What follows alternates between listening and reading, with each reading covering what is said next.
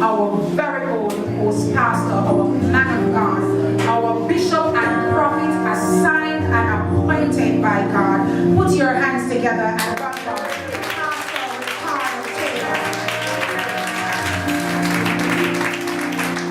God is good. All the time. Come on, lift your hands and give God praise this morning. Come on, lift your hands and give God praise. Hallelujah. You may be seated. Are you blessed? Are you happy to be here this morning? Come on, turn to your neighbor and say, neighbor, I'm happy to be in the house of the Lord. Judging from your reaction, I know you're not happy. So let us try it again. Turn to your neighbor and say, neighbor, I'm happy to be in the house of the Lord. Amen. Come on, give him a praise. I'm going to ask those at the back who are not holding a child, can you just come and fill out the seats in the front? Amen. If you don't have a child, you can come closer. Amen. Praise the name of the Lord. Praise God. That's more like it. Let me join our moderator and welcome in all our first timers. If you're visiting for the first time, you might stand in one more time so we can, amen, and amen, anybody else. Come on, put your hands together. Amen. Did anybody hug you? Did anybody hug you? Did you get a hug? Did you get a hug, sir? Hallelujah. Somebody have come up with them, man. Amen. We welcome you and we know that you will be tremendously blessed. Come on, clap them one more time. Your clapping is so encouraging. I'm going to ask you to do one more time. You know, sometimes it seems as if people come to church and they don't want to be bothered. They just want you to just preach and dismiss the service and that's it. But I said last week that we should enter his gates with what? Thanksgiving. Yes, we should do like David. We should dance and give God praise because he deserves it. Do you agree? Amen. Amen. And it was said earlier, my sister is here. You know, as I talk about my sister. Amen. And she's here. So we bless God for her. Come on, clap for her.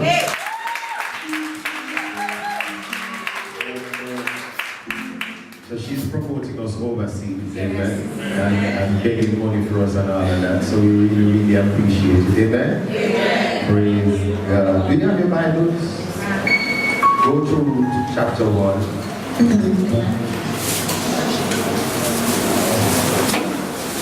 You know we stand when we read the Bible.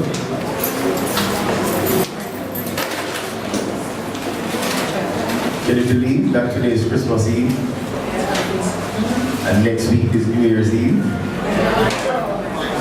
And then Monday is New Year's. Oh my God. What did I say? And Sister Johnson, I want you to read again for me this week. Ruth chapter number 1. When you find it, say amen. And unless you're holding a baby, you should be standing. Praise. Ready? Get ready.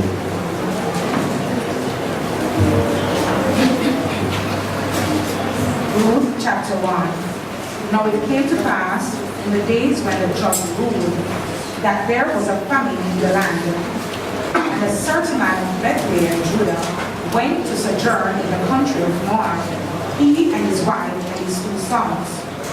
And the name of the man was Elimelech, and the name of his wife Naomi, and the name of his 2 sons Mahlon and Chilion, Ephrathites of Bethlehem, Judah, and they came into the country of Moab and continued there.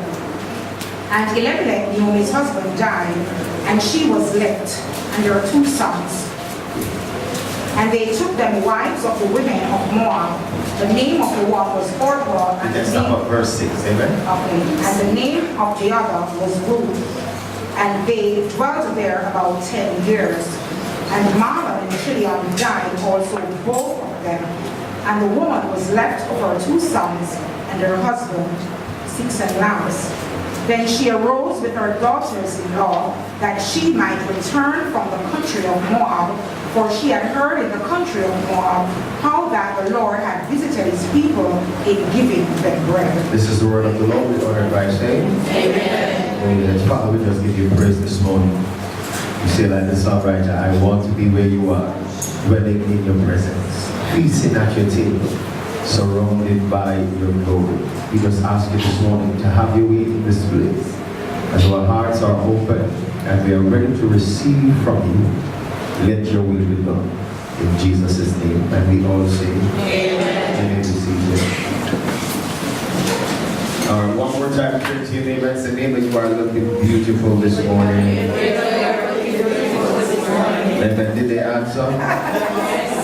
Amen. Praise the name of God. Hallelujah. Alright, I want to speak to you this morning on the topic reposition. And as you can tell, I am wearing the store. You hear I'm very hoarse. Reposition. Reposition. Reposition. Amen. I've always said this: when you come to church, you need a Bible and a notebook so you can write stuff down. Reposition. Reposition means to place in a different position, to adjust or alter the position of the thing or the person. It also means to change the image of a thing so as to appeal to a wider or different audience. Let me say that again. To change the image of a thing so as to appeal to a wider or different audience. Somebody say reposition. Reposition. Come on, somebody say reposition. Reposition. As we already know that God is a God of change. Do you agree? Amen. God is a God of change. When God created the world, the Bible said that God created it with different seasons. We know that we have spring, summer, winter, and this is a church where we participate. Amen? Amen? Yes. So we have the different seasons, and depending on where you live, if you live in America, you will experience the season. Now America, Canada, and other countries are experiencing bitter cold. Amen? Yes. While us in Jamaica, we're experiencing nice, warm climate. Is that so? Amen. Amen. We also see this change in migration, and migration is nearly universal within the animal kingdom. So if you're like me who watch Disney and Discovery and those animal channels, you'll see this within the animal kingdom. In fact, even jellyfish make use of that defining animal trait. It's called mobility, to adapt to imperfect habitats. Animals across the globe fly, swim, walk, or drift in their effort to find food. They reposition, they shift to find food or a more hospitable climate or place to breed. These primal drives lead to horrendous and often treacherous treks, some spanning thousands of miles. So you can tell that the season is changing when you see certain birds flying into your country. Are you here this morning? Amen. So when the season is changing, you find out that animals will leave from one place, from one country to another, from one place to another. They will reposition. Are you here this morning? Amen. God created us as human beings to go through different stages in our lives. So it's not just the environment and the animals. Us human beings are also created to go through different stages of development. According to Eric Erickson, we start at infancy. Let me see the hands of those who were born big. If you were born big, raise your hand. Amen. Nobody here. Amen. We start at what? Infancy. Are you still here, church? Then we go through childhood, then adolescence, then we go into adulthood. In adulthood, we have early adulthood, then you have what they call middle adulthood. So they will tell you that you're going through a midlife crisis when you reach, I think what it is, 40, 45 and up. You find out that old folks start to dye their hair, amen, and change the way they dress. They're going through what they call the crisis, midlife crisis. It's experiencing different changes in our life. Can you say amen? Amen. Come on, give God a better amen. Amen. And finally, you have what is called the Sensi. That's the very, very late stage of someone's life. That's when you're 90 and onwards. Are you still in church? So you see, from a baby all the way up to Sensi, you experience different changes. Nothing remains the same way. Nothing remains static. Can you say something? Amen. God is not against repositioning. In fact, in some cases, God ordained for us to reposition. But the problem is, many of us are against repositioning. Hence, we have become static and stagnant. Let me say it again. Many of us resist the change, resist the repositioning, and hence we become static, stable, not moving, not growing, or we become stagnant, unproductive. So you will see some folks who for the last 20 years of their life, they are stuck in the exact same position. When you met them when they were 20, and now that you meet them when they are 30, they are at the exact same position. Why? Because they refuse to reposition or to change. Are you here this morning? Amen. It is this reluctance that causes many of us to miss out on our breakthrough. So you and I are praying for God to give us a breakthrough. We are praying for God to turn stuff around. We are praying for God to change things. And while you are praying for God to change, God is saying, I am waiting on you to reposition. Because there are some times when the blessing is in Montgomery, and then God requires you to go in the grill. Because it's not that God has changed, but it is that God has changed what? His method. God has changed his position. And so sometimes as a Christian, you will have to move according to the wind of the Holy Spirit. Are you here this morning? Amen. This reluctance will cause many of us to miss out on our breakthrough because we fail to discern the change in the atmosphere. Let me say that again. We fail to discern that where God was is not where God is. How God did it yesterday is not how God is doing it today. Are you here this morning? We're having a quiet church, but somebody say something. God, therefore, in some cases, have to force us to reposition. Amen. So when we are not discerning the time, the Bible said that the sons of Issachar knows the time. They understand the season. And so if you go to America, when it's coming into winter, people start to change the type of clothes they wear. When it's coming to summer, they start to change. So when you go to the store, you'll notice that everything in the store changed. Why? Because they are preparing themselves for a different season. The problem with many of us in the church, we are unable to sense the season that we're in. We get stuck at a place where God was, miss out on our breakthrough, and believe that we're not receiving it because we're not praying. You must be discerning. Somebody said, be discerning. Be discerning. God sometimes have to force us to reposition. Come on. So if you don't want to reposition by choice, God calls you to reposition by force. Yes. Touch the neighbor and say, time for reposition. All right, let us go to the Bible. Go to Ruth chapter 1. Ruth chapter 1 and verse 1. When you find it, shout amen. Amen. Read it for me, sis.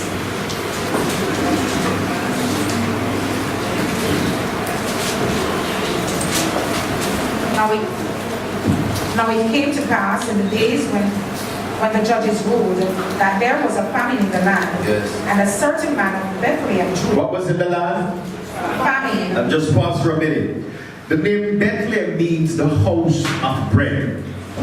And what this means is that this place was the place where they had plenty. Things was good. There wasn't any lack. Are you here? There was provision. But if the place of provision sometimes experience famine. Yes, yes, sir. Sometimes the places that you would go to get help experience famine. The people that you would call for help, they too are experiencing famine. The places that you're familiar with are experiencing famine. And because of this famine, they had to do what continuously? They had to move in the judge. There was a famine Yes. in the land, and a certain man of Bethlehem, Judah, went to sojourn in the country of Moab. So because of this famine, he had to do what? Reposition. He had to move to a different place. Because the places that he was accustomed to get help from was not providing the help, and so he had to move. So God at times will allow famine to come in your life for you to what? Reposition. Come on, no, sir. Yes, sir. God will cause the people that you would call for help, God will cause your sources to dry up just for you to what? Touch them and say what? Reposition. So God is saying to them that even though you're used to getting it from your job, you find out that your job is no longer working. Even though you used to call in your sister or your brother overseas, when you call them, they too are experiencing famine. God is saying to you that it's no time to what? Reposition. Yes, sir. Am I in the right church? Yes, sir.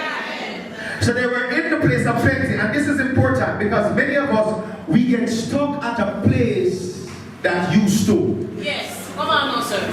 So you hear folks say to you that, but we used to. Yes. It always work out. Yes. But sometimes the things that used to work out, stop work out. Amen, sir. And you have to find different ways to get what you desire. Come touch your neighbor and say, I have to reposition. Let me press on. You're not here, but I'm still preaching. Can you say amen? Amen. So the famine caused them to? The famine caused them to? Reposition. Somebody say reposition. Reposition. Sometimes the famine is not that there's no food or no water. Sometimes the famine is that things just not working. Yes. I want you to get what I'm saying. Amen, sir. And we're at a place, there's a saying that we have, especially in Jamaica, if it's not broke, I'm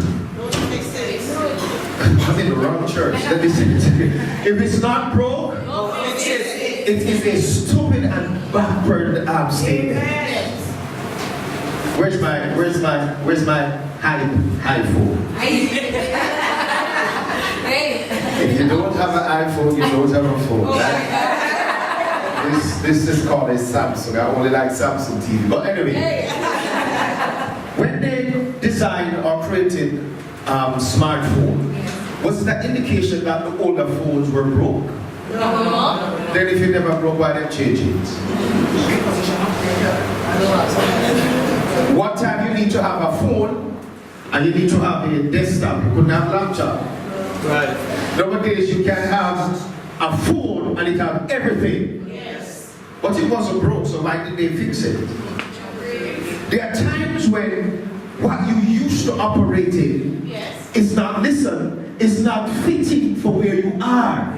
So let me say this, if I have a phone that don't have all of these things and I'm operating in 2017, I'm going to be way behind time. Yes. Amen. So repositioning is necessary for where you are now. Are you getting what I'm saying? So it's not that there's a famine in food, but it's that you're at a place now in your life where you need to adjust some stuff to accommodate where you are, or for you to benefit from the blessings of where you are. And so you need to what? Reposition. Many of us are stuck and we are not receiving what we should receive because we believe that what we are used to, we should still get it. Touch the neighbor and say, don't work like that, you need to reposition.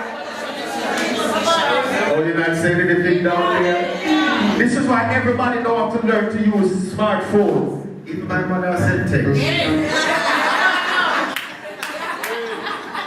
And my mother is 70. And she sent me voice notes. Hallelujah. I'm beating that in. So when you talk about, listen, I can't bother with these smartphones, this is a waste of time. Listen, you are going to be stuck and there are certain things that you're going to miss out on. Because what you notice is that nowadays you can even shop with your phone. Yes. Oh, I'm in the wrong church. Are you still here, church? So you require that you what? Reposition. And as the world changes, the church must what? Change. Not to be like the world, but there are certain things that we must adapt to in order to catch up with what is happening out there. So repositioning is what? Necessary. Touch three people and say time for reposition. Because what you used to do is not working anymore. Are you here this morning? There are some folks that you used to hang out with, you need to reposition from there too. Amen. I'm in the room. There are some folks that you hang out with, you need to just change. There's a famine of knowledge. Yes. Sometimes you have a famine of ideas. Are you here? Come on. They are stuck. They are not progressing. But they're still there. When you go around them, it's the same foolish talking. They're always complaining about stuff. You need to reposition and find some people who are progressing, who are going somewhere. Are you here this morning? Touch three people as a reposition. I know that you grew with them friends and you went to primary school and you went to high school and the both of your name is strings under the same tree, but something you need to reposition in order for you to experience the blessing. Are you here this morning? Are you? If you're here, say amen. You have to reposition. My God, I'm getting excited. Touch your neighbor and say, it's my season of repositioning. You know, you have some friends that you can't change. And if you ever change, they criticize you. Watch this. And so they start to say, from your start to go to school, you just go on like you're better than me. As you start to drive, you go on like you're better than me. And sometimes we try everything to keep those friends. Touch your name as a reposition. Oh, Jesus. Let us go in the Word of God. Go to 1 Kings 17, verse 1 to 16. 1 Kings 17. Some stuff must change for you to receive the blessings that you want. 1 Kings 17, 1 to 16. Read. No, sir. Yes, ma'am. And Elijah the Tishbite, who was of the inhabitants of Gilead, said unto Ahab, as the Lord God of Israel liveth, Yes. before whom I stand, there shall not be dew nor rain these years, but according to my word. Yes. And the word of the Lord came unto him, saying, Get thee hence, and turn thee eastward, and hide thyself by the brook of the Cherith, that is before Jordan. So there's a famine, and the Lord said to Elijah that he should get to the what? To the brook. Yes. Continue. And it shall be Yes. that thou shalt drink of the brook, Yes. and I have commanded the ravens to feed thee there. So that's the first repositioning. There was a famine. God said to Elijah, go to the brook, drink from the brook, and a raven is going to what? Feed you. Continue. So he went and did according unto the word of the Lord. Yes. For he went and dwelt by the brook Cherith, that is before Jordan. Yes. And the ravens brought him bread and the flesh in the morning, Of course. and the bread and flesh in the evening, and he drank of the brook. Yes.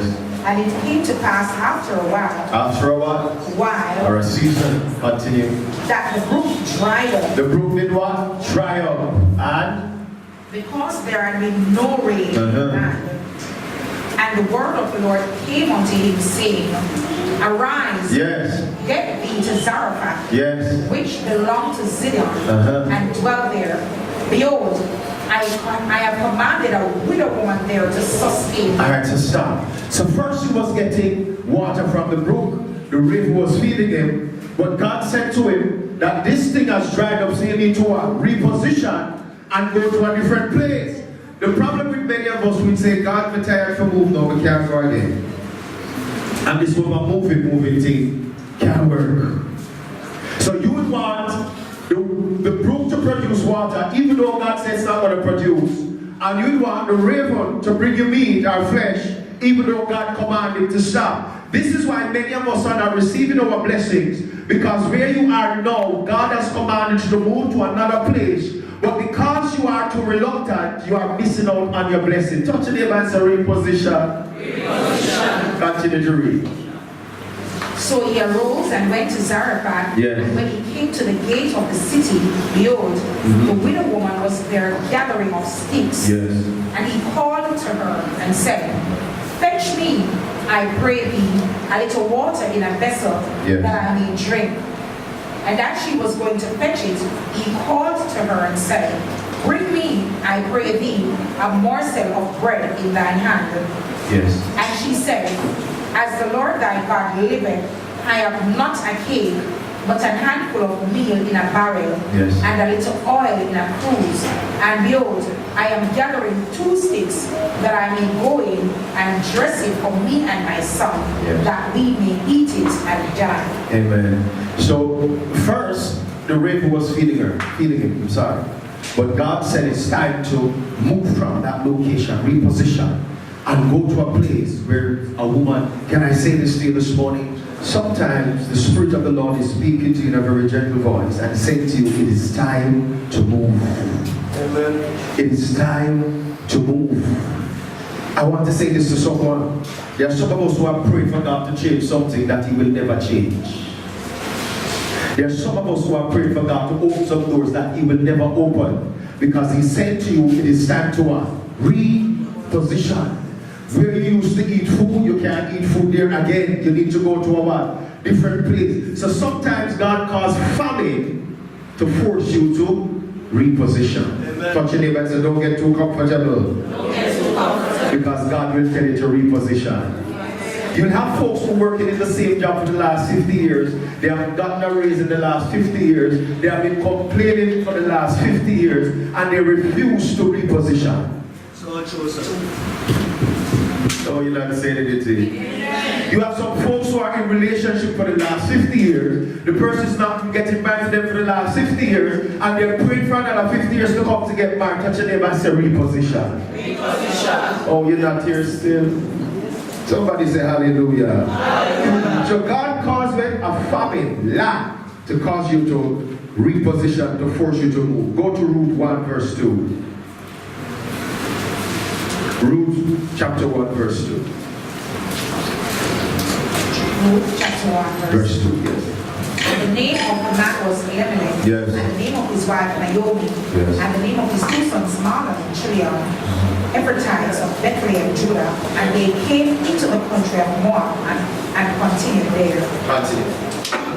And Elimelech, Naomi's husband, died, Yes. and she was left, and her 2 sons, and they took them wives of the women of Moab, the name of the one Orpah, and the name of the other Ruth, and they dwelt there about 10 years. And Mahlon and Chilion died also, both of them, and the woman was left of her 2 sons and her husband. Okay, stop. The next thing that will force us to reposition is death. And this is not natural death. It's death of relationships. You'll find out that some people that you were with for years, the relationship just grows sour. You'll find out that the place that you're in, listen to me very carefully. So you're in business and you find out that normally you make $100,000 and all of a sudden you start only make $10,000. You find out that things is just dying. It is time to reposition. Amen. So it's not just lack, it's death. Listen to me carefully. Things just not working out. And it doesn't matter how you try to make it work out, it's not working out. It's an indication that you need to what? Reposition, because it's not working. Amen. So the Bible said that they moved from the place of bread, they went into Moab. They went there because of a famine, but when she got there, death came because it was time for her to move from where she was to a different place. So God will use these things in your life to give you an indication that it's time to what? Change. Amen. But if you're here this morning, Amen. so all these signals are there, but because we have grown comfortable in where we are, comfortable in our space, we are afraid to launch out into the deep and to do what we've never done before. Listen to me. The biggest problem in the church is not that we don't know how to pray, it's that we are walking in fear. Amen. Church folks are the most fearful people that you'll ever meet. You tell them to pray, they pray for You tell them to support my faith, and that's when everybody dry up. Why? Because we love the things that we are accustomed to. Pastor, you mean to tell me that I should leave here and go out there and do this, and it might not work? Sometimes your blessings is tied up out there, and if you don't move from where you are and move by faith, listen to me carefully. The next 20 years you're going to be praying to God, and God is going to say to you, here I am out there, you need to come where I am. And you'll come to church and become frustrated because you're not receiving what you want. So it's not that things drag up, it's that things are what? Dying. So God is moving it from one level to another level to get your attention that what? You need to what? Move! Amen. What's your name as a reposition? This is why I am not against people who migrate for a better life. Sometimes you have to pack your bag, you don't see me in your bag, and just migrate to foreign in search of a better life. You don't have to say amen, just okay. And you get to what I'm saying. It is not that you want to leave, but that sometimes where you are, things just not working. You go fast, you pray, you intercede, you sow seed, and it's not working. Listen to me. And you go to America or Canada tomorrow, and you get your breakthrough and can start sending back money here. Why? Because you relocate and reposition. Listen to me, believers. Do not be afraid to reposition. Amen. So it's not just famine, it's dead. Things just not working. How many of you this morning are at a place where things not work and you're still dead? And every single day you complain.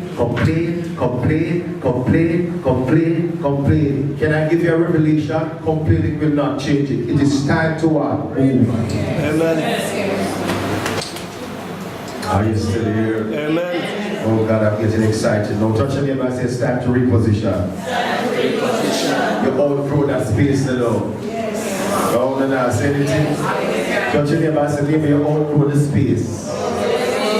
It is to say, you remember one time when you just buy the shoes, it was the best shoes. But then 2 months after, when you go to the store, you see them have different shoes, but you're so in love with the shoes that even when the bottom fall off, you glue it up. And when it fall off again, you glue it up. And when it fall off again, you sew it up. Because we're so attached. Is there anybody here like that? When you go in your closet, you have more old clothes than you have new clothes. Anybody here like that? Because according to your granny give it to you, and it's your granny in. Anybody here like that? And you're so attached to what your granny give you that even when you put it on and it starts to tear, you sew it up. And then you sew it up. It is time to reposition. Amen. Are you still here, church? Amen. So it's not just famine, but it's also what death. Things will begin to die because it's an indication that you have outgrown the space and it's time to move on. I want you to get what I'm saying to you this morning. Sometimes things will just dead. When you put on the jumper cable and it did not jump start, it just not restart, it just dead. Touch your neighbor and say dead. It now work. It now work out. Is an indication that you need to reposition. Touch your neighbor and say reposition. Reposition. Come on, touch the person behind you and say reposition. Reposition. Touch your neighbor and say neighbor, you're better than this. Touch the next neighbor and say you're better than this.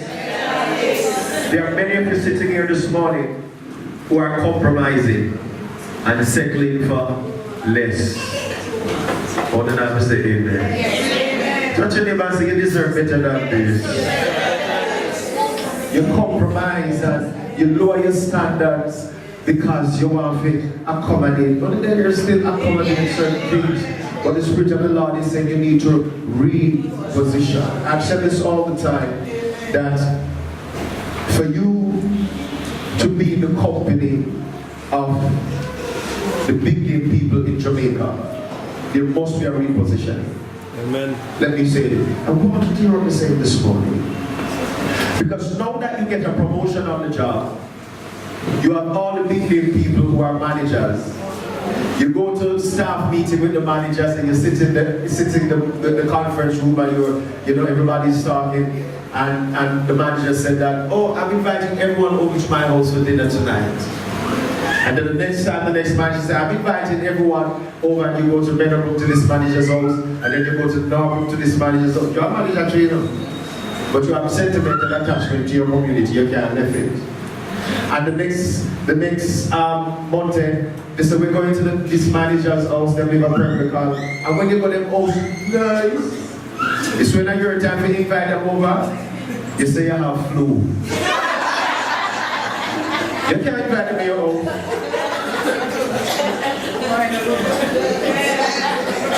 They say, sister, Mrs. So-and-so, when are we coming to your house to have dinner? They say, I don't know because, you become prophetic and spiritual. I'm waiting on the Lord to give me a remedy. It's not that, it's a case that you listen carefully. The problem is that you are in a higher position physically, but mentally you're in a low position. So write this down. Reposition is not just moving physically. Repositioning is also changing how you think. Amen. So you are here in your position, but you are here in your thinking, and your thinking does not match where you are. Can I say this? Some of the hardest people to deal with are people who have not changed how they think. And they will destroy everything for it to remain the same way. Are you still here, church? Amen. So they'll tell you that even though, and if you've been to the store, you'll notice that the way clothes are designed are different. So 5 or 10 years ago, small was small, 5 years ago was small, now it's different small. Anybody know what I'm saying? Yeah. The way pants are cut and so on, different. Nowadays, if you're going to the store and buy a medium pants are tight. That's true. It cut different, everything is different. And you might have a husband who is stuck in the 80s and being at 2017 and your husband still wants to wear what kind of pants? Barefoot pants. And then I said this in the church. And you working in a nice Sagicor office. And all of the guys that are Sagicor, they shut up like razor. Touch your neighbor and say, reposition how you feel. And you have the Christmas dinner. You didn't have to say anything, just nothing. And when you carry your husband to a Christmas dinner, the big barefoot pants, blue, everybody's wondering, is with century come from? Because repositioning, listen, is not just changing your physical position, it is also changing. I want you to get what I'm saying. Because you will miss out on your blessing because you are not thinking right. There are certain things, listen, there are certain places that you go where you have to change the way you think. You have to change your wardrobe. You have to change everything about you to adjust to this new position. Or else you are going to get left behind. Amen. Are you here, church? Somebody say amen down there. Come on, give them an amen. Amen. So repositioning is what? Changing how you think. So I know that you're an old-fashioned type of person. You're an old-fashioned person. I want to pastor. That's why I can't tell them young boy church and tell you, say, I come at church nowadays and people are moderating and sleeveless. But I'm going back to that church. Because the Holy Ghost carry that church if you have a sleeveless. Because the Holy Ghost have to look if you have a hat. But have to look to make sure your skirt on your hat. The Holy Ghost have to do an inspection and measure the sleep. Are you here? And hello, and all of them who have a weave and the Holy Ghost has that. See if you have any ear extension, any sewing, any gluing, or those who just put on the ear and can't change it when they want, you can't have the Holy Ghost. Because God don't change, and you have to stick to the days of Jesus back in the Bible. So then I'll go about makeup, who did not see him. Those who are wearing lipstick will have a color, you worse than the same. That's how some people operate. So they're not coming to a church like this. They say we're too liberal and we are watering down the gospel. And like how me up here and laugh, and they're going to laugh on that joke. We're not anointed. Because anointed means you must have and the musician and all of that. But things change. Listen, and as you have people who go to university and they come to church, they want some substance. Right. You have children here who graduate with them 10 and 15 subjects. The reasoning is at a different level. They start to ask questions. You're not saying anything. So if you are not changing how you think, you are going to miss out on the blessings. You're going to get stuck and you're going to wonder, why is it that God is not blessing you? Touch your neighbor and say, start to reposition. Touch your neighbor behind you and say, change how you think, man. You're working at a different company, change how you think. Are you here this morning? Somebody say amen. So I'll say this to you, that even your children, when they leave primary school, and listen, if they start to go to a school like Norman Manley, Tivoli High School, you'll find out that the thinking is different as to if they go to Immaculate or if they go to Campion. If your child starts going to Campion, the Starfield, because now they're in a company of people where the standard is very high. And in order for them to maintain that standard, the child is going to pressure you. It's about repositioning of how you think in order to what? To receive. So listen, it's not everything is spiritual. Some things are what? Natural. Touch your neighbor and say reposition, man. You notice that in church nowadays we have AC and have a sweat? One time in church have AC, no Holy Ghost in there. I remember somebody said, the door must open. So that means when demon come, them can't go through the door. I never know demon need to go through the door. Projectors and all these things in church, one time are forbidden. But you find out that has technology, and as things progress, the church is improving itself. Listen to me very carefully, because people are looking for more. Listen to what I'm saying. Depending on where the church is, you have to ensure that you adjust certain things. Listen, if the church is an uptown church and we can criticize it, you can't say anything you want to say about it. If you have a church close to Cherry Gardens, you know that the people who will come to church are the people from Cherry Gardens. The way you do church cannot be the same. It don't mean that the standard of holiness, we're not talking about the standard. That's not what we're talking about. We're talking about how you operate in church. Must be different. Why? Because you're dealing with a different group of people. So the way you operate down there is not the way you can operate there. In order to attract certain people to your church, you also have to reposition. Church, I want you to hear what I'm saying. In order to attract people to your church, you must reposition. The way you are positioned determines who comes to your church. Amen. When you start to reposition and change stuff, you'll start to attract different people. This is why nothing should remain static. Because when you remain static, eventually you are going to die. Yes. Are you getting what I'm saying? So it's not just changing your location, it's changing the way you think. Because if you change your location and your thinking is the same, you're still going to miss out on your blessing. But many of us in the church, we fight change. We fight change. Listen, if we ever change the color of the church, everybody just blows and say, oh, Pastor, change the color of the church. Why? There are some of us here who everything in our home has been the exact same for the last 30 years and it has not changed. Hello, there's a lady where I used to live. Name Miss Rose.